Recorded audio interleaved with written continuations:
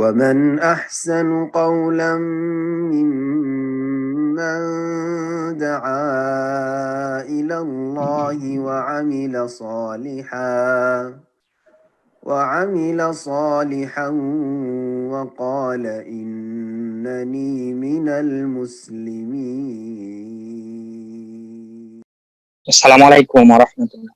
ওয়ালাইকুম আসসালাম ওয়া রাহমাতুল্লাহি ওয়া বারাকাতুহু। সৌদি আরব আল হাসা থেকে এসে। তো আমার প্রশ্নটা হচ্ছে যে গোসলের আগে উজু করি, তো পা ধুই না, পরে আবার গোসল করলে কি সে উজু হবে? গোসলের আগে আমরা উজু করি কিন্তু পা ধুই না, গোসলের শেষে পা ধুই, এটা বলছেন?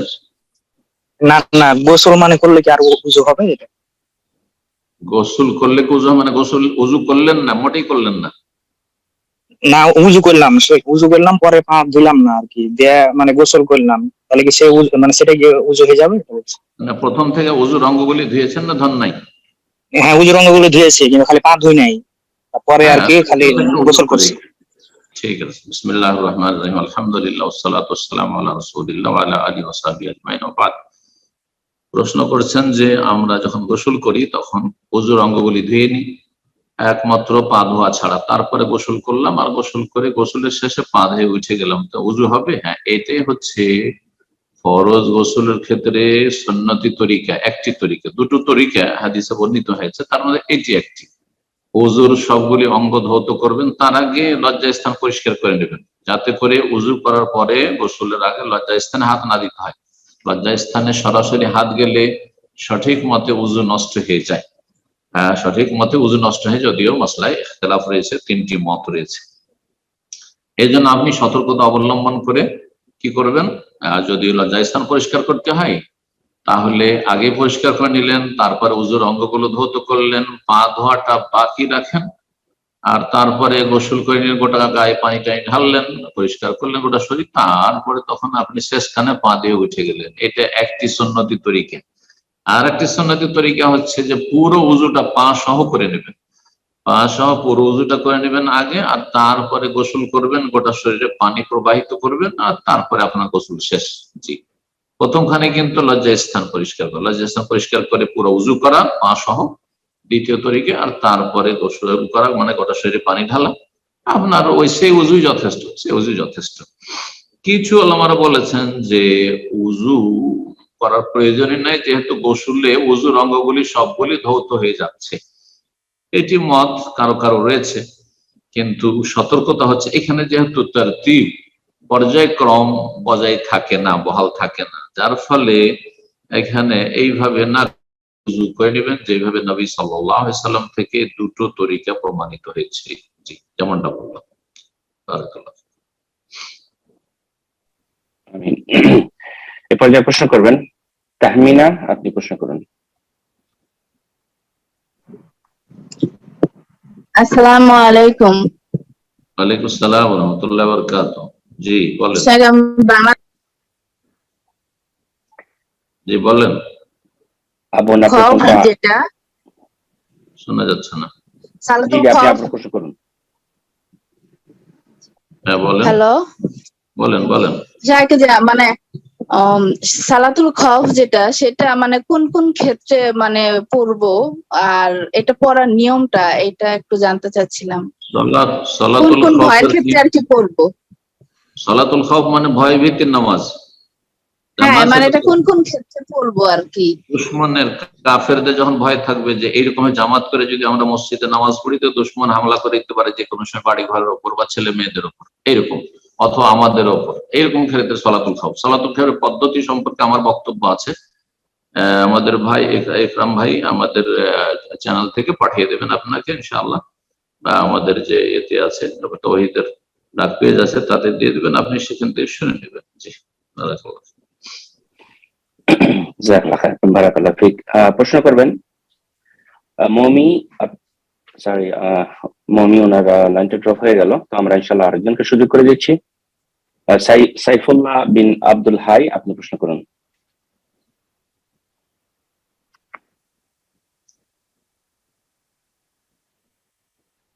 সাইফুল্লাহ বিন আব্দুল হাই, আপনি প্রশ্ন করুন।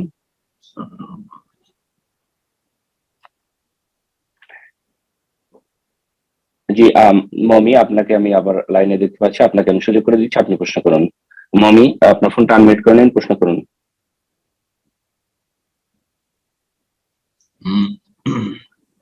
অনেক হয়তো নতুন ভাই বোনেরা আমাদের প্রোগ্রামে যুক্ত হয়েছেন, আপনাদের মনোযোগ আকর্ষণ করছি। যখন আপনাদের নাম মেনশন করা হচ্ছে প্রশ্ন করার জন্য, আপনাদের কম্পিউটার বা ফোনের স্ক্রিনে, জুমের স্ক্রিনে আপনাকে ফোনটা আনমিউট করতে বলা হচ্ছে, ফোনটাকে আনমিউট করে নিন। মমি, আপনাকে আবার সুযোগ করে দিচ্ছি, ফোনটা আনমিউট করে নিন এবং প্রশ্ন করুন। ইনশাআল্লাহ আমরা জি শেখ সাইফুল্লাহ বিন আব্দুল হাই, আপনার ফোনটা আনমিউট হয়েছে, আপনি প্রশ্ন করুন। আসসালামু আলাইকুম ওয়া রাহমাতুল্লাহি ওয়া বারাকাতুহু। ওয়া আলাইকুম আসসালাম ওয়া রাহমাতুল্লাহি ওয়া বারাকাতুহু। জি শেখ, আমি সৌদি আরব রিয়াদ থেকে বলছি। বলেন। শেখ, আমার প্রশ্ন হচ্ছে যে তাহাজ্জুদের নামাজের বিষয়ে একটা প্রশ্ন। সেটা হচ্ছে যে আমার যদি ভুল হয় তাহলে সংশোধন করে দেবেন আশা করি। যে আমি একটা আলোচনা শুনছিলাম আপনাকে আগে আপনারই, যে রাত্রে তাহাজ্জুদের নামাজের নিয়তে শোয়ার পরে যদি আজান হয়ে যায় ফজরের, তাহলে আজান এবং একামতের মাঝখানে এক রাকাত তাহাজ্জুদ পড়ে নেওয়া যাবে কি? যাবে, আমার সঠিক স্মরণ নাই, নাকি দিনের বেলা পড়তে হবে? জি জি এটা জি। আর এটাই তাহাজ্জুদের আরেকটা যে ভেতরের যে নামাজে দোয়া কুনুতের মধ্যে কি বাংলায় দোয়া করা যাবে কিনা? দোয়া কুনুতে, দোয়ায় কোনতে? জি ও জি জি, বলছেন যে তাহাজ্জুদের সালাত আমি পড়ি, তো ফজর আজান হয়ে গেল, এখন কি আজান একামতের মাঝখানে বেতর পড়া যাবে না বেতর পড়া যাবে না? হয়তো আপনি শুনেছেন বেতর পড়া যাবে না, কেউ কেউ বলেছেন, কিন্তু এটি সঠিক মত নয়। বরং আজান, ফজর আজানের সময় হয়ে গেলে ফাইদা খাসি আহাদুকুমুস সুবহা, যখন ভয় হবে, আশঙ্কা হবে যে এখন শুভ সাদেক ফজর হয়ে গেল, ফজর হয়ে যাওয়ার আশঙ্কা থাকলেই তো আপনাকে তাড়াতাড়ি বেতর পড়ে নিতে হবে। তো এখানে তো আশঙ্কা না, নিশ্চিত আপনার ফজর হয়ে গেছে, ফজর আজান হয়ে গেছে, তাহলে আর ফজর আজানের পরে বেতর পড়া জায়েজ নয়। ফজর আজানের পরে সালাফি অনেক ওলামায়ে কেরাম এই বিষয়ে স্পষ্ট করেছেন যে ফজর আজান একামতের মাঝখানে 2 রাকাতের বেশি নফল পড়া জায়েজ নয়, শুধু 2 রাকাত। সেই 2 রাকাত হচ্ছে আপনার ফজরের সুন্নাত, রাকাতুল ফজর খায়রুম মিনাদ দুনিয়া ওয়া মা ফিহা, ফজর 2 রাকাত। হ্যাঁ, একমাত্র কেউ যদি 2 রাকাত সুন্নাত পড়ে নিয়েছে ফজরের বাড়িতে, আর তারপরে মসজিদে যাচ্ছে আর এখন একামত হয়নি, তখন সে তাহিয়াতুল মসজিদের নিয়তে যে কোনো সময় তাহিয়াতুল মসজিদ পড়া যাবে, কিন্তু নফল পড়া যাবে না। যেখানে নফল পড়া জায়েজ নয়, তাহলে বেতর পড়া কি করে জায়েজ হতে পারে? জি, তো আজান একামতের মাঝখানে শুধুমাত্র 2 রাকাত ফজরের সুন্নাত। তাহলে করতে হবে কি?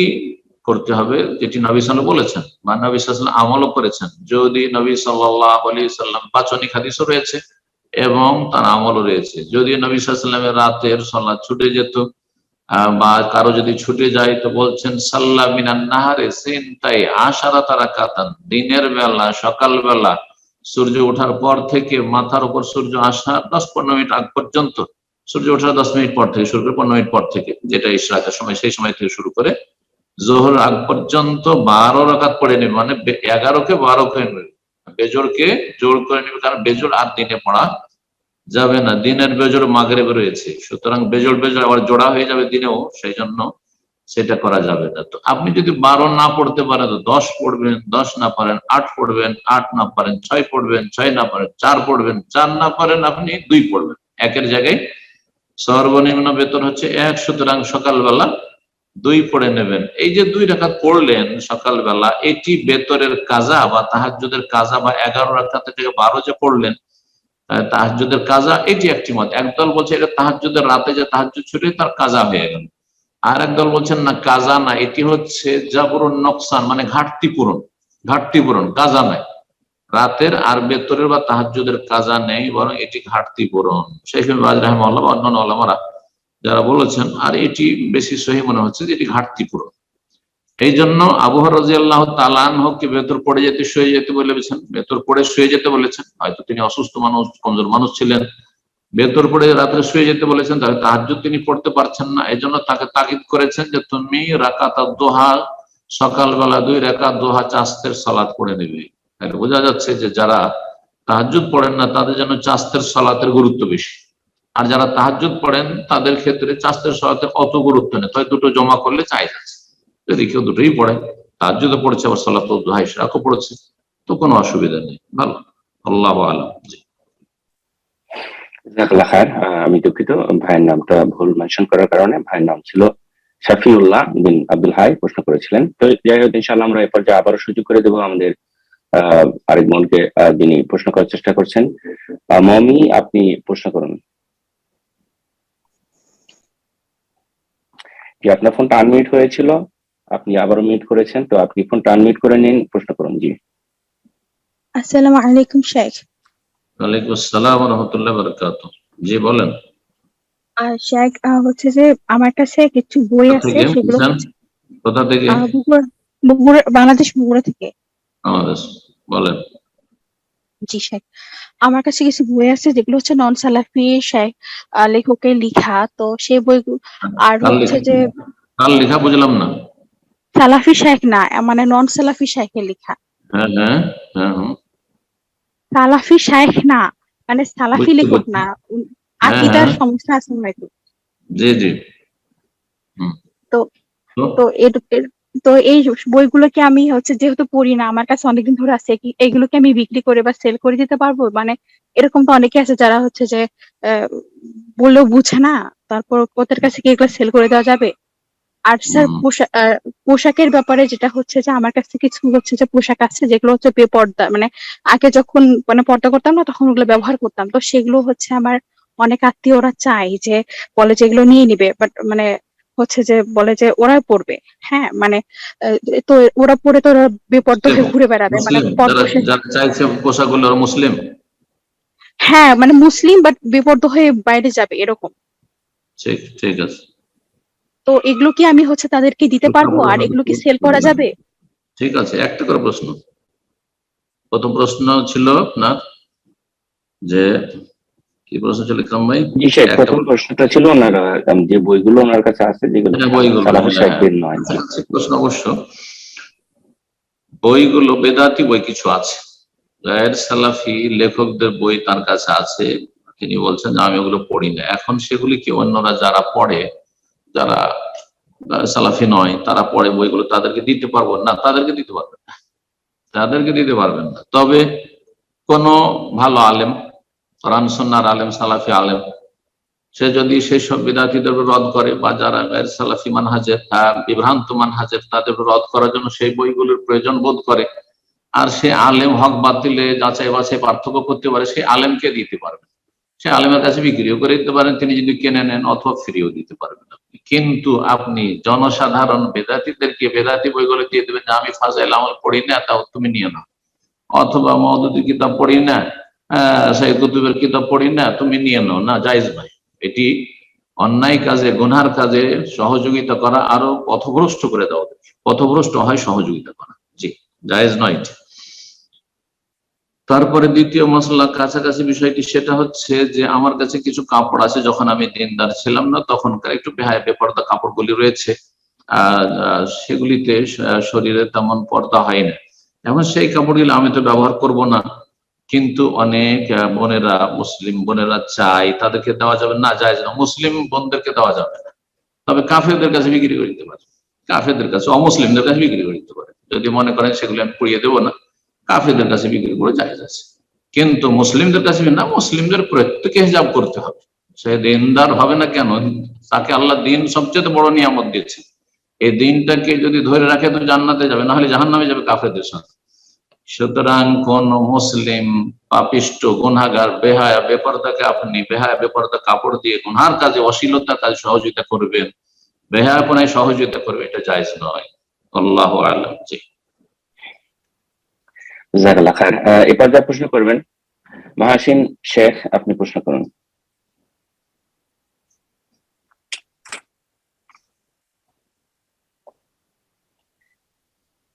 মাহাসিন শেখ, আপনার ফোনটা আনমিউট করে নিন, প্রশ্ন করুন।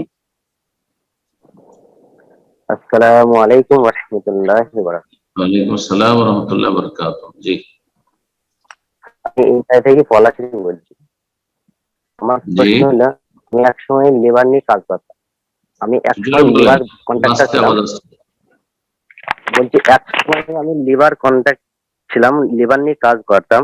কোম্পানি পয়সা মেরে দিয়েছিল, কিছু লেবারকে পয়সা দিয়েছিলাম, কিন্তু অনেক লেবারের সঙ্গে আমার কন্ট্যাক্ট নেই। কিন্তু সেই সব পয়সা আমি কি করব, এবং আমি এখন দিতে চাই, এবার কি করণীয় আমার? আমি আওয়াজগুলো ক্লিয়ার পেলাম না। জি শেখ, আমি বুঝতে পারছি ওনার প্রশ্নটা। উনি একসময় কন্ট্রাক্টরে লেবারকে কাজ করিয়েছেন, আমি বলি মনে জি হয় উনি একসময় কন্ট্রাক্টরে কাজ করতেন, ওনার আন্ডারে কিছু লেবার ছিল। তো কোম্পানি টাকা মেরে দিছিল, বা ওনার অনেক লেবারের টাকা উনি দিতে পারেন নাই, কিছু লেবারের, তো সেই টাকাগুলো উনি তাদের কাছে পৌঁছাতে চান বা তাদেরকে দিতে চান। কিন্তু তাদেরকে তার কোনো ঠিকানা তার কাছে নেই বা পাচ্ছেন না। এখন এই ক্ষেত্রে তার কি করণীয়, সে কি করতে পারে? কোম্পানি টাকা, আপনি যে কোম্পানির সাথে কন্ট্যাক্ট করেছিলেন বা কন্ট্যাক্ট নিয়েছিলেন, সেই কোম্পানির কাজে আপনি বেশ কিছু লেবার নিয়েছিলেন, সেই লেবার গুলো কাজ করিয়েছিলেন। কোম্পানি যদি পেমেন্ট করে থাকে আর আপনি না দিয়ে থাকেন, তাহলে আপনি কাবিরা গুনাহ, বান্দার হক নষ্ট করেছেন। তওবা করা ফরজ আপনার উপর, তাদের হক আদায় করে দেওয়া ফরজ আপনার উপর। হ্যাঁ, তাদের যে হকগুলি তাদের পাওনা রয়েছে সেটা পৌঁছে দেওয়া ফরজ, এবং আপনার দায়িত্ব হচ্ছে যে তাদের ঠিকানা আপনাকে রাখতে হবে। এই ক্ষেত্রে আপনি ত্রুটি করেছেন, এটা আরেকটি গুনাহ করেছেন। কিন্তু কোম্পানি পেমেন্ট দেয়নি, আর কোম্পানি না দিলে তো আপনি নিজের পকেট থেকে দিতে পারবেন না, আপনি তো কোম্পানি দেয়নি। আর সেই ক্ষেত্রে এখন এরকম যদি হয়, যেমনটা বুঝলাম, এখন যদি হয় তারপরে পরে হয়তো কোম্পানি দিয়েছে, তাহলে আপনাকে পৌঁছাতে ওদের ঠিকানা করে রেখে নেওয়া উচিত ছিল। এটা কোম্পানি দেয়নি, কিন্তু আল্লাহ আপনার কাছে এখন টাকা পয়সা দিয়েছে, এটা আর একটি অবস্থা। কোম্পানি এখন পর্যন্ত পেমেন্ট দেয়নি, অনেক কোম্পানি বেইমানি করে এরকম করে। তো আপনি এখন পেমেন্ট করতে চান, কিন্তু তাদের ঠিকানাগুলি রাখা হয়নি। এখন আপনি যদি নিজের পকেট থেকে পেমেন্ট করতে চান তাদেরকে, তাহলে আপনি তাদের চেষ্টা করুন তাদের সাথে যোগাযোগের, যাতে করে মুক্ত হয়ে যেতে পারেন আপনি, যাতে করে আপনি রিস্কে না থাকেন। কারণ কোম্পানি আপনার সাথে কন্ট্যাক্ট করেছে, আর আপনি এই কন্ট্যাক্টের ভিত্তিতে কিন্তু লেবার গুলো কিন্তু আপনি চয়েস করেছেন, কোম্পানি করেনি। কিন্তু এটা একটা বিষয়। আর যদি একান্ত না পান তাদের ঠিকানা, তাহলে আল্লাহর কাছে তওবা করেন এবং তার সাথে মুক্ত হওয়ার জন্য তাদের উদ্দেশ্যে দান করে দেন, আল্লাহ সন্তুষ্টির জন্য দান করেন, যে আল্লাহ এই টাকাগুলি দান করার, সাদাকা করার সবটা যেন সেই সব ভাইরা পেয়ে যায়। আল্লাহ তাআলা আলাম। আল্লাহর কাছে তওবা করতে থাকেন, বেশি বেশি নেক আমল করতে থাকেন, আশা করা যায় আল্লাহ মাফ করে দেবেন ইনশাআল্লাহ। জি জি, এ পর্যায়ে প্রশ্ন করবেন রাবেয়া, আপনি প্রশ্ন করুন। আসসালামু আলাইকুম সম্মানিত শেখ। ওয়ালাইকুম আসসালাম ওয়া রাহমাতুল্লাহি ওয়া বারাকাতুহু। জি, ইতালি থেকে বলছি শেখ। শেখ, আমার প্রশ্ন হচ্ছে খাওয়ার সুন্নত গুলো আমি মোটামুটি আলহামদুলিল্লাহ জানি, আপনার একটা আলোচনায় শুনেছিলাম। কিসের সুন্নাত? খাবার খাওয়ার। হ্যাঁ, তো ওই যে দস্তরখানা বিছানো, এটা অনেকে বলে আমাদের এখন যে আমরা টেবিলের উপরে যে একটা ক্লথ বিছাই রাখি, এটারই অনেকে বলে এটা বিছালেই দস্তরখানার কাজ হয়ে যাবে। আর খাওয়ার স্পেশাল সুন্নত মানে সময়টা আর কি, কেউ কেউ বলে যে দুপুরের খানাটা এই জোহরের আগে, আর রাতের খাবারটা মাগরিবের পরে খাওয়া সুন্নত। তো এই ব্যাপারটা আমি আসলে মানে কোথাও হাদিস পাই নাই, এই জন্য একটু জানতে চাচ্ছি আর কি শেখ, দস্তরখানাটা খাওয়ার সময়টা। খাওয়া দাওয়া সম্পর্কে সুন্নাত, কিছু সুন্নাত আছে আর কিছু সুন্নাত নেই, সেগুলি সম্পর্কে বাড়াবাড়ি আছে। আমাদের দেশের মানুষের মাঝে, মুসলিম সমাজে পানাহার নিয়ে অনেক বাড়াবাড়ি কথা রয়েছে, যেগুলি সুন্নত নয় সেগুলিকেও সুন্নত মনে করে। মিষ্টি খাওয়া সুন্নাত, লাউ খাওয়া সুন্নাত, আর তারপরে নিচে বসে খাওয়া সুন্নাত। হ্যাঁ, করছেন। তারপরে সাহাবায়ে কেরাম নবী সাল্লাল্লাহু আলাইহি ওয়াসাল্লাম 2 বার খেয়েছেন, 2 বার খাওয়া সুন্নাত। তারপরে খেজুর খাওয়া সুন্নাত, খেজুর খেয়ে দিন পাত করা সুন্নাত। মাসের পর মাস, 2 চাঁদ 3 চাঁদ পর্যন্ত মা আয়েশা বলছেন 1 মাস 2 মাস 3 মাস 3 হেলাল 3 চাঁদ চলে গেছে, আমাদের বাড়িতে চুলা জ্বালানোর ব্যবস্থা ছিল না। এটাও তো সুন্নাত, বুঝতে পারছেন? তাহলে এইভাবে ভুল বুঝলে হবে না। ইসলাম খাওয়া দাওয়ার ক্ষেত্রে কিছু সুন্নত রয়েছে, যেমন বিসমিল্লাহ বলে খাওয়া দাওয়া শুরু করবেন, ডান হাতে খাবেন আপনি, ঠিক আছে, নিজের সাইড থেকে খাবেন আপনি, খাবার দাবার নষ্ট করবেন না, যতটা খেতে পারবেন ততটাই নেবেন, জি, ইত্যাদি ইত্যাদি। আর তারপরে একসাথে খেলে খেয়াল রাখবেন, সবার সাথে আপনি উঠবেন, আগেই তাড়াহুড়া করে খেয়ে উঠে গেলেন, ভালো ভালো গোবর খেয়ে ফেললেন, এগুলো করবেন না। কিন্তু সুন্নতের খেলাফ, আদবের খেলাফ, শিষ্টাচারের খেলাফ ইত্যাদি। পানাহারের আদব আমার একটা আলোচনা আছে, মনে হয় 10টি বা তার বেশি পয়েন্ট তাতে আছে। ওটা শুনলে আশা করি বিষয়গুলো ক্লিয়ার হবে। কিন্তু বলবেন যে লাউ খাওয়া সুন্নাত, মিষ্টি খাওয়া সুন্নাত, না এগুলো বাড়াবাড়ি সুন্নাত, এগুলো সুন্নত না, যার যেটাতে রুচি হয় সেটা খাবে, এগুলো মুবাহ, জায়েজ জিনিস। কথা বোঝা গেছে? তাহলে বলবো কালকে গরুর গোস্ত খাওয়া সুন্নাত নাই, কারণ ওই জন্য গরুর গোস্ত খান নাকি? উটের গোস্ত খাওয়া সুন্নাত, কিন্তু আজকাল তো ভারত, বাংলাদেশ, পাকিস্তানের অধিকাংশ জীবনে উটের গোস্ত খান নাই, তো উটের গোস্ত খাওয়া সুন্নাত। হ্যাঁ, এগুলো আসলে সুন্নত টুন্নত নাই। তারপরে টাইম টেবিলের ক্ষেত্রে সুন্নত না, ভুল কথা। নবী সাল্লাল্লাহু আলাইহি ওয়াসাল্লামের আমলে শুধু গাদা আর আশা ছিল, ফতুর, ব্রেকফাস্ট, নাস্তা ছিল না। তো যে নাস্তা তাহলে বেদাত না, তো দুবার খেতে হবে নাকি? আজকাল তো 5 বার খাচ্ছে। যখন খেদা লাগবে আর আপনার খাওয়া দাওয়া আছে পর্যাপ্ত খান। তবে যদি আপনি পেটকে 3 ভাগ করে 1 ভাগ খান, অথবা কমপক্ষে কিছু খালি রেখে খান, এটা সুন্নাত, এটা বলা যায়। যে খালি রেখে খাবেন, একদম পেট পুরে খাবেন, এটা সুন্নত নয়, এই সুন্নতের খেলাফ, এটা বলতে পারে। তারপরে আপনার খাওয়া দাওয়া বসার ক্ষেত্রে হেলান দিয়ে বসবেন, এটা সুন্নতের খেলাফ। হেলান দিয়ে বসে খাচ্ছেন আপনি, না, ইন্নী লা আকুলু মুত্তাকিয়ান, আমি হেলান দিয়ে খাই না। কিন্তু নিচে বসে খেলে ভালো, কিন্তু বলছেন নিচে বসে খাওয়া সুন্নাত, উঁচাতে বসা যাবে না, এরকম কিছু না।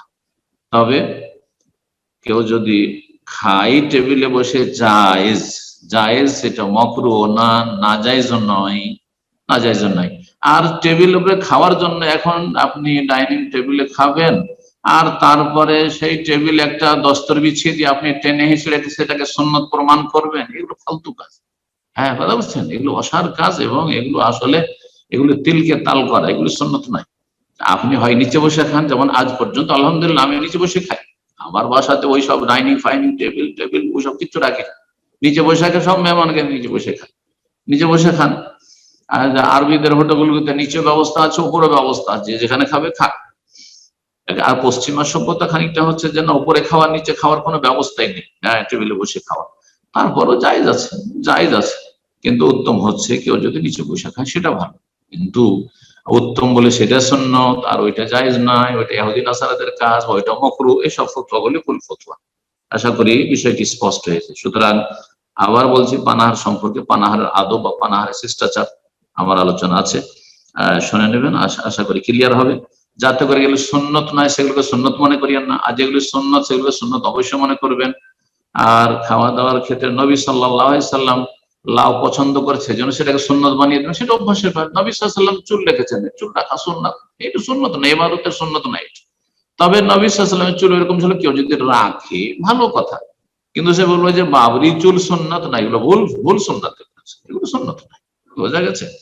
নবী সাল্লাল্লাহু আলাইহি সাল্লাম তো হুল্লা পরেছেন, ইহরামের মতো 2টা কাপড় পরেছেন। জীবনে কোন ইন্ডিয়া, বাংলাদেশ, পাকিস্তানের মানুষ পরবেন না ওই ইহরাম ছাড়া, তাহলে কেন পরেন না? ওই সুন্নাত কেন পালন করেন না? হ্যাঁ, তো জুব্বা পরেছেন, তো আপনার পাঞ্জাবি তো পাঞ্জাবের পোশাক, পাঞ্জাবি কেন পরছেন আপনি? হ্যাঁ, তো এগুলোকে সুন্নাত বলবেন না। জি, দাড়ি টুপি সুন্নাত না, দাড়ি ওয়াজিব আর টুপি সুন্নাত নয়, টুপি ভালো সাজ। আশা করি বিষয়টি বোঝা গেছে। বারাকাল্লাহু ফিক। আমিন। এরপর যা প্রশ্ন করবেন সাইদুল, আপনি প্রশ্ন করুন। আসসালামু আলাইকুম ওয়া রাহমাতুল্লাহি ওয়া বারাকাতুহু। আসসালামু ওয়া রাহমাতুল্লাহি ওয়া বারাকাতুহু। জি শায়েখ, আমার একটা প্রশ্ন ছিল যে আমি কাজের লোক, আমি মাঝে মাঝে টুপি পাঞ্জাবি পরে মসজিদে যাই, আর কখনো নানান জায়গায় বন্ধুদের সাথে থাকি, তখন শোনা যায় না, জোরে জোরে বলেন। আমি কাজের লোক, আমি মাঝে মাঝে টুপি পাঞ্জাবি পরে মসজিদে যাই, আর কখনো নানান জায়গায় থাকি, তো টুপি পাঞ্জাবির সাথে থাকে না, তো ওরকম অবস্থায় মসজিদের সালাত আদায় করি। তো এখন আমাদের মসজিদের লোকগুলো বলে যে তুমি যদি সুন্নতি পোশাক পরে না আসো তাহলে তুমি আমাদের মসজিদ থাকবে না। তো আমি একদিন বলেছি যে টুপি তো সুন্নত নয়, তো মসজিদের ইমাম সাহেব বলেছেন আমি তোমার বিরুদ্ধে জিহাদ ঘোষণা করলাম, মোর টুপি সুন্নত নয়, কে বলে তোমাকে? আমি ভারতের আসাম থেকে বলছি। আমি এখন সহি আকীদা মানুষ হওয়ার কারণে আমাকে এত ঘৃণা করে, যে আমি হিন্দু এলাকার হিন্দু লোকের এত ঘৃণা করে না, আমাকে এতটুকু ঘৃণা করে। জি জি, আল্লাহ হেদায়েত করুক সব বিদআতীদের, এটা বেদাতীদের সুন্নাত। হ্যাঁ, টুপি মাথায় দিয়ে নামাজ পড়তে হবে বেদাতীদের সুন্নাত, কিন্তু টুপি সবসময় কেউ যদি থাকে ভালো। ভদ্রলোকদের পোশাক মোটামুটি ভারত বাংলাদেশ পাকিস্তানে ধার্মিক লোকদের পোশাক হচ্ছে ঢিলা ঢালা পোশাক, পাঞ্জাবি হোক আর জুব্বাই হোক, আর তারপরে টুপি একটা থাকা ভদ্রলোকদের দিনদার লোকদের পোশাক ঠিক আছে। কিন্তু বলবেন যে টুপি সুন্নাত, মসজিদের সুন্নাত, এটা ওই বিদাতি মোল্লাকে বলেন তো কিয়ামত পর্যন্ত তাকে সময় দেওয়া হয়নি। যে মসজিদের গেটে গেলে সাহাবীরা একটা করে টুপি পরে নিতেন অথবা পাগড়ি বেঁধে নিতেন, এটার প্রমাণ দাও, কোথায় কোথায় আছে? সুতরাং এসব বিদাতি মোল্লা সব, আল্লাহ এদের অনিষ্ট থেকে রক্ষা করুক এবং এদেরকে সঠিক বুঝদান করুক। আর মুসলিম জাতিকে গুমরাহ করে রেখেছে, যার ফলে বিভিন্ন রকম বালা মুসিবত মুসলিম জাতির উপর, আল্লাহ হেফাজত করুক। আল্লাহ রাব্বুল আলামিন তওবা করে ফিরে আসার তৌফিক দান করুক। এবং যদি এর চাইতে ভালো কোনো মসজিদ পান, বিদাতি মসজিদে নামাজ পড়া আসলে পছন্দনীয় না। আর যদি তারা মাজারপন্থী হয় তাহলে তাদের পেছনে সালাত পড়া যায়। সুতরাং আপনাকে চিন্তা করে নামাজ পড়তে হবে কোথায় নামাজ পড়ছেন। জি, জাযাকাল্লাহ খায়ের। এরপর যা প্রশ্ন করবেন ফারজানা, আপনি প্রশ্ন করুন।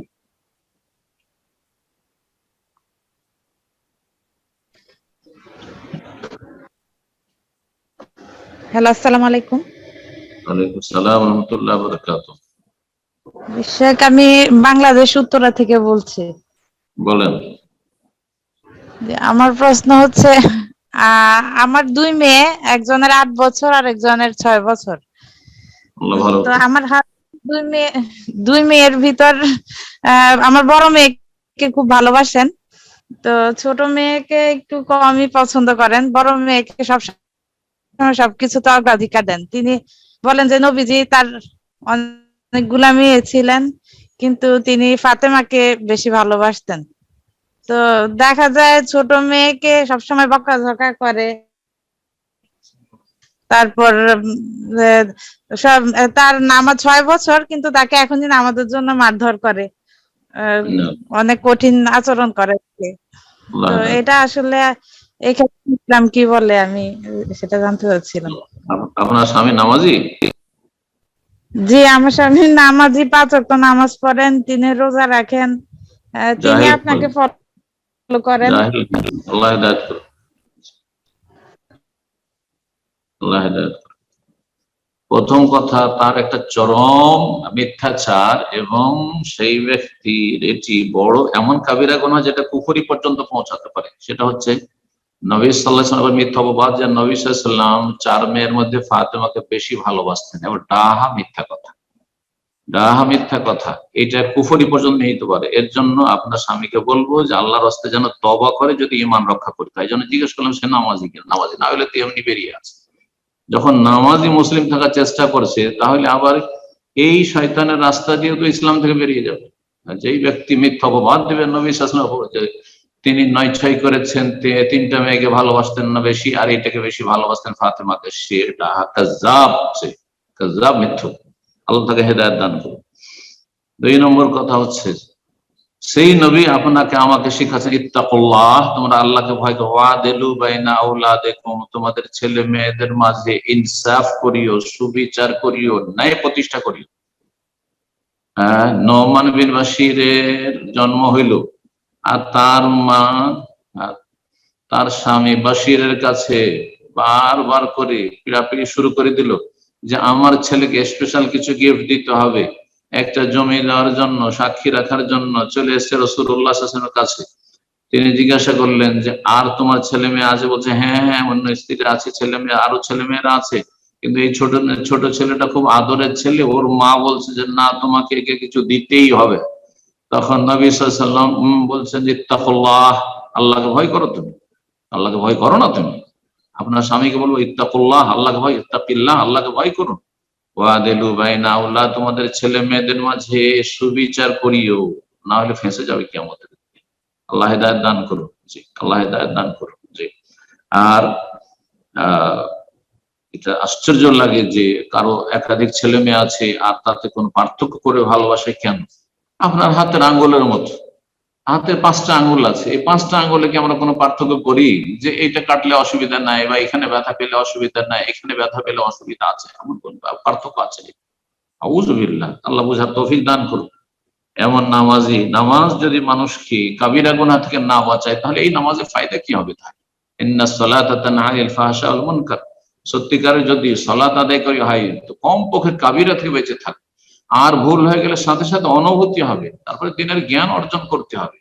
দিনের সহি জ্ঞান না হাসিল করে শুধু 5 ওয়াক্ত শুধু বাহ্যিক সালাত আদায় করে, এটি কোনো ইবাদত নয়। সত্যিকার ইবাদত হচ্ছে ইলম ভিত্তিক, জ্ঞান ভিত্তিক ইবাদত হইতে হবে। আল্লাহ রাব্বুল আলামিনের যেমন হক আদায় করতে হবে, তেমন স্ত্রী ছেলে মেয়েদেরও হক আদায় করতে হবে। দুই মেয়েকে সমান নজরে দেখতে হবে, যা কিছু দিতে হবে একই রকম ভাবে দিতে হবে, এবং তাদের সাথে আচরণটা একই রকম হইতে হবে। আল্লাহ রাব্বুল আলামিন বুঝার তৌফিক দান করুন, সংশোধনের তৌফিক দান করুন, এবং সকল মুসলিমকে আল্লাহ রাব্বুল আলামিন তওবা করে আল্লাহর দিকে ফিরে আসার তৌফিক দান করুন। আমিন। প্রশ্ন করবেন আজাদ হোসেন, আপনি প্রশ্ন করুন।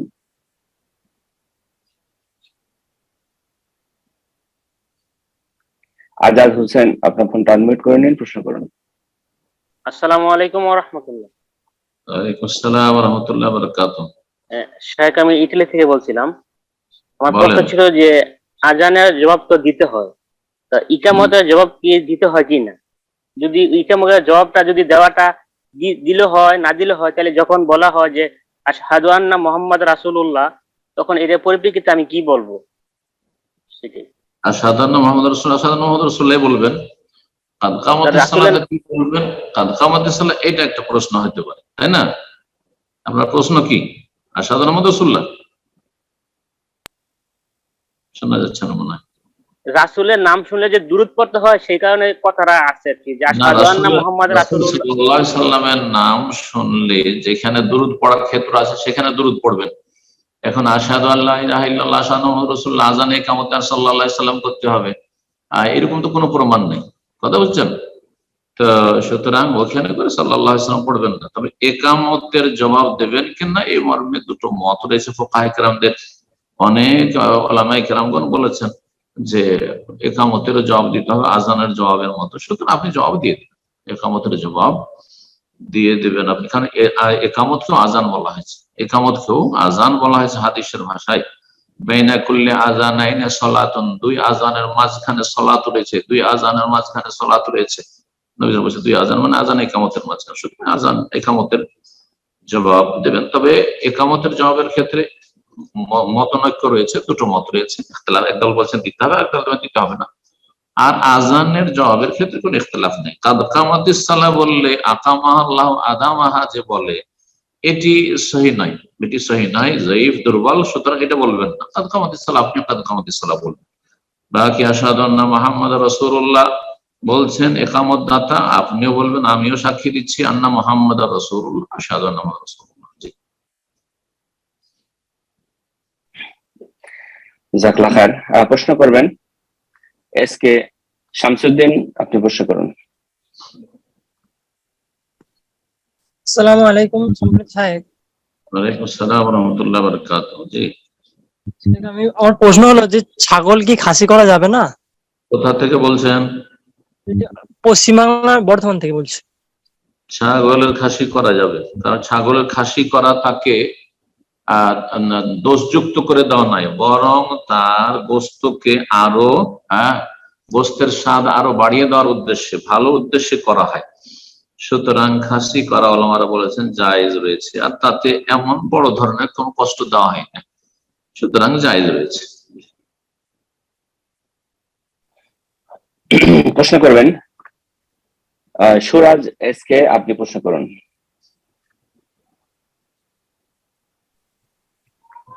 আসসালামু আলাইকুম ওয়া রাহমাতুল্লাহ। স্যার, ওয়ালাইকুম আসসালাম ওয়া রাহমাতুল্লাহি ওয়া বারাকাতুহু। জি স্যার, মুর্শিদাবাদ ফরাক্কা থেকে বলছি। বলেন। স্যার, আমার প্রশ্ন হচ্ছে যে আমরা বিভিন্ন রাজ্যে তো কাজে যাই, সেখানে গিয়ে দেখা যায় যে মসজিদে নাম লেখা থাকে, যেটা বেরুলবি মসজিদ, কাদরিয়া মসজিদ এবং সুন্নিদের মসজিদ, এই ধরনের নাম উল্লেখ করা থাকে। এরপরেও কি আমাকে সেই মসজিদের ইমামের আকীদা সম্পর্কে জানতে হবে? সেখানে কি আমাকে সালাত আদায় করতে হবে? কারণ অনেক সময় দেখা আমাদের জুমাত মসজিদে নামাজ পড়েন না, দেওবন্দি মসজিদে নামাজ পড়েন। সেখানে ভিন্ন ভিন্ন মসজিদ থাকে না সাইক, সেখানে জুমার সালাতটা আমরা পড়তে পারি না, এবং আমাদের আলেম বলেছে যে জুমার নামাজ ছেড়ে দিলে সে কাফির হয়ে যাবে। জুমার নামাজ ছেড়ে দিয়ে জুমা পড়ার সুযোগ থাকলে জমা পড়তে হবে। আপনাকে জমা পড়া যায় একটু দূরে যাওয়ার চেষ্টা করতে হবে, একটু কষ্ট করে যাবেন, খোঁজ নেবেন, পাবেন ইনশাল্লাহ, চেষ্টা করবেন। হ্যাঁ, আহলে হাদিস মসজিদ চেষ্টা করবেন, যদি আহলে হাদিস মসজিদ না পান তো দেওবন্দি মসজিদ পেয়ে যাবেন ইনশাল্লাহ, অসুবিধা নেই ইনশাল্লাহ। আমরা যখন এতে ফিস টিভি রেকর্ডিং এ ছিলাম বোম্বে, কয়েকবার থেকেছি, আমি 4 বার থেকেছি আলহামদুলিল্লাহ, 15 দিন 20 দিন 22 দিন করে। তো প্রথম জানতাম না যে কোথাও আহলে হাদিস মসজিদ বা দেওবন্দি মসজিদ রেকর্ডিং এ যাচ্ছে রাস্তার উপরে। তো দেখছি যে টুপি পরে কিছু লোকেরা আসছে, যুবক ছেলেরা, বুঝতে পারলাম যে এরা জমা পড়তে যাবে। জিজ্ঞাসা করলাম যে মসজিদ কোথাও আছে? এদিকে বলছে হ্যাঁ মসজিদ আছে, আমরা তো যাচ্ছি। মানে কোন মসজিদ আছে? বললাম যে দেওবন্দি না বেরোলবি? তো বলছে না আহলে হাদিস মসজিদ আছে। আলহামদুলিল্লাহ, চেষ্টা করলে মিলিয়ে দেয়। জিজ্ঞাসা করিনি যে আহলে হাদিস আছে কিনা, বলছে দেওবন্দি না বেরোলবি। আর যাতে করে ওই ভাই জানি না যে কি অবস্থা আছে, সেজন্য কোন আকিদে আছেন বলে জিজ্ঞাসা করলাম, বললো যে না আহলে হাদিস মসজিদ। বলছে আপনি কোথায় যাচ্ছেন? বলছে আমি আহলে হাদিস মসজিদে যাচ্ছি, হেঁটে যাচ্ছে, 1-1.5 কিলোমিটার হেঁটে, 2 কিলোমিটার হেঁটে যাচ্ছে। গাড়িতে উঠিয়ে নিলাম, চলে গেলাম, চিনে নিলাম। আলহামদুলিল্লাহ, চেষ্টা করেন। জি, আল্লাযীনা জাহাদু ফীনা লানাহদিয়ান্নাহুম সুবুলানা। একটু দূরে হয়তো 5 কিলোমিটার যেতে হবে, 7 কিলোমিটার যেতে হবে, তলাশ করবেন, জিজ্ঞাসা করবেন কাউকে। আল্লাহ তৌফিক দান। একদিন সপ্তাহের জুমা ইচ্ছা করে বিনা ওজরে ছাড়লে, ফরজ নামাজ জোহর আসর ছাড়লো কাফের হয়ে যাবে, জুমা ছাড়লে কাফের হবে। 3 জুমা পর পর কেউ যদি বিনা ওজরে ছেড়ে দেয়, আল্লাহ অন্তরে মোহর মেরে দেবেন, এই কথা রয়েছে। কিন্তু কাফের হওয়ার বিষয়টি জোহর আসর ছাড়লো কাফের হয়ে যাবে, শুধু জুমা ছাড়লে কাফের হয়ে যাচ্ছে। বারাকাল্লাহ, আল্লাহ হেফাজত করুন। আমিন ইয়া রাব্ব। জাযাকাল্লাহ খায়ের। সম্মানিত তিনি ভাই বোনেরা, আমরা প্রোগ্রামে একদম শেষ পর্যায়ে চলে এসেছি। তো আমরা ইনশাআল্লাহ এখন থেকে আরেকটা প্রশ্ন এর মাধ্যমে আমাদের আজকের প্রোগ্রাম শেষ হবে। তার পূর্বে ওই সকল ভাই এবং বন্ধুদের উদ্দেশ্যে যারা হয়তো হ্যান্ড রেজ করেছিলেন, আজকে প্রশ্ন করতে পারলেন না, আগামী সপ্তাহে ইনশাআল্লাহ আমাদের নিউ টাইম সকাল 9টায় জুম প্রোগ্রামে যুক্ত হয়ে শুরুতেই হ্যান্ড রেজ করবেন। আগামী সপ্তাহে আমাদের প্রশ্নগুলো নেওয়ার চেষ্টা করবো ইনশাআল্লাহ। পাশাপাশি একটি ঘোষণা, আমাদের নতুন যারা হয়তো আমাদের হোয়াটসঅ্যাপ গ্রুপে আছেন তারা অলরেডি মেসেজ পেয়ে গেছেন, তারপরে হয়তো অনেকে খেয়াল করেনি, তাদেরকে আমি বলবো আপনারা আমাদের হোয়াটসঅ্যাপ গ্রুপে নজর দিবেন, খেয়াল রাখবেন, যেখানে আমাদের নতুন গ্রুপের অ্যানাউন্সমেন্ট করা হয়েছে, যেটা হলো টেলিগ্রাম গ্রুপ। ইনশাআল্লাহ আপনারা টেলিগ্রামে ইনশাআল্লাহ অ্যাকাউন্ট খুলে সেখান থেকে আমাদের গ্রুপে যুক্ত হতে পারেন। এটা নতুন গ্রুপ ওপেন করা হয়েছে এবং কারণ ইনশাআল্লাহ সেখানে আমরা বর্ণনা করেছি, আপনারা পড়ে নেবেন ইনশাআল্লাহ। সময় না নিয়ে আমরা শেষ প্রশ্ন নিচ্ছি। আপনার পেপার যা প্রশ্ন করবেন, মাসু মন্ডল, আপনি প্রশ্ন করুন।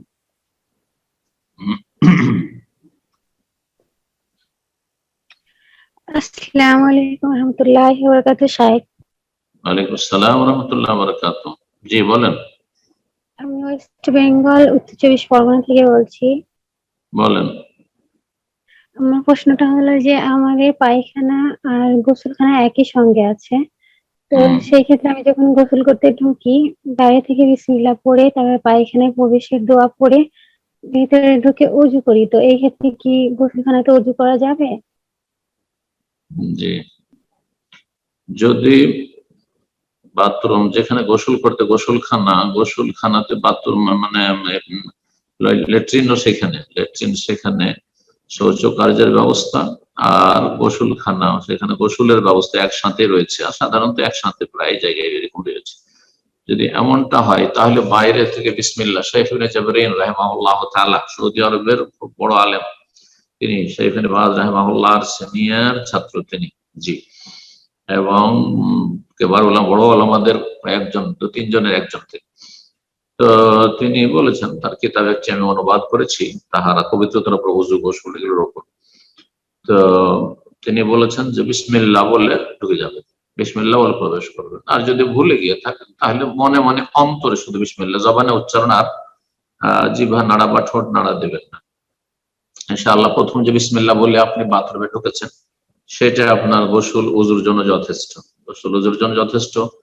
ওযুর ক্ষেত্রে বিসমিল্লাহ বলার স্পষ্ট হাদিস রয়েছে, গোসলের ক্ষেত্রে স্পষ্ট হাদিস নেই, কিন্তু ওলামারা বলেছেন যে গোসল যদি ফরজ গোসল হয়, সেটিও যেহেতু ফরজ তাহারাত, ফরজ পবিত্রতা, সুতরাং সেখানেও বিসমিল্লাহ বলে নেওয়া মুস্তাহাব। সুতরাং বাইরে থেকে যখনই ঢুকবেন ওযু করার জন্য, গোসল করার জন্য বা বাথরুম পেশাব পায়খানা করার জন্য ঢুকলো, বিসমিল্লাহ এটা বলা, এটা একটা হাদিস দ্বারা প্রমাণিত। তাতে শয়তান আর দেখতে পাবেন না, জিন শয়তান বানি আদমকে, আদম সন্তানকে দেখতে পাবেন। শুধু বিসমিল্লাহ বলার পরে আল্লাহুম্মা ইন্নী আউযু বিকা মিনাল খুবুসি ওয়াল খাবায়েস।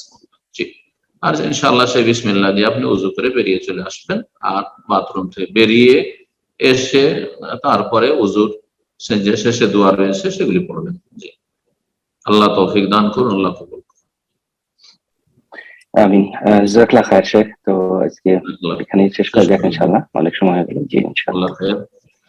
আমিন। তো আজকের যে আলোচনা ছিল আমাদের আপনার আজানের বিভিন্ন মাসাইল, আশা করি বিষয়গুলিতে আপনারা উপকৃত হবেন। আর আপনারা চেষ্টা করবেন, ভাইদেরকে বোনদেরকে বলবো যে আপনারা একটু শুরু থেকে থাকার চেষ্টা করবেন, যাতে করে 10 থেকে আপনারা আধা ঘন্টা 25 মিনিটের 10 তার থেকে উপকৃত হইতে পারেন। আর তারপরে প্রশ্ন করবেন, এটা বেশি আপনাদের জন্য ফলপ্রসূ হবে। কারণ অনেক আপনাদের প্রশ্নের উত্তর আমাদের আলোচনায় চলে আসে, সুতরাং আপনি আলোচনায় থাকলে হয়তো আপনার আর ওই প্রশ্নই থাকবে না। আল্লাহ রাব্বুল আলামিন তৌফিক দান করুন। তার সাথে বলবো যে বিষয় নিয়ে আমরা আলোচনা করছি সেই বিষয়ের কাছাকাছি আপনারা প্রশ্ন করার চেষ্টা করবেন, এটাও খেয়াল রাখবেন। এবং শেষখানে দোয়া করি আল্লাহ রাব্বুল আলামিন আমাদের সকলকে যেন উপকারী জ্ঞান দান করেন। আল্লাহুম্মা ইন্না নাসআলুকা ইলমান নাফিআ ওয়া রিজকান তাইয়্যিবা, হালাল রুজি যেন দান করেন আমাদের সকলকে। যে সব ভাই বোন আমাদের সাথে আজকে থাকলেন, আল্লাহ সকলকে যেন হালাল রুজি দান করেন, হালাল রুজিতে বরকত দান করেন, হারাম থেকে বেঁচে থাকার তৌফিক দান করেন। এবং দিন দুনিয়ার সার্বিক ক্ষেত্রে আল্লাহ আল্লাহ রাব্বুল আলামিন পরিপূর্ণ বরকত দান করেন। সমস্ত অনিষ্ট থেকে আল্লাহ হেফাজত করেন। যেসব ভাই বোনেরা সারা দুনিয়ায় ছড়িয়ে ছিটিয়ে আছেন এবং দিন পালনের চেষ্টা করেছেন, আল্লাহ তাদের দিন পালনকে যেন সহজ করে দেন। এবং দিন পালনে যারা বাধা সৃষ্টি করে তাদের অনিষ্ট থেকে আল্লাহ রক্ষা করেন, জালেমদের জুলুম থেকে আল্লাহ রক্ষা করেন, কাফের ফাসিক পাপিষ্ঠদের অন্যায় অত্যাচার থেকে আল্লাহ রাব্বুল আলামিন যেন রক্ষা করেন। আল্লাহ রাব্বুল কাছে দোয়া করে সমস্ত জিন এবং মানুষের অনিষ্ট থেকে আল্লাহ আমাদের সকলের হেফাজত করেন। ওয়া সাল্লাল্লাহু আলা নবিয়িনা মুহাম্মদ ওয়া আলা আলিহি ওয়া সাহবিহি আজমাইন।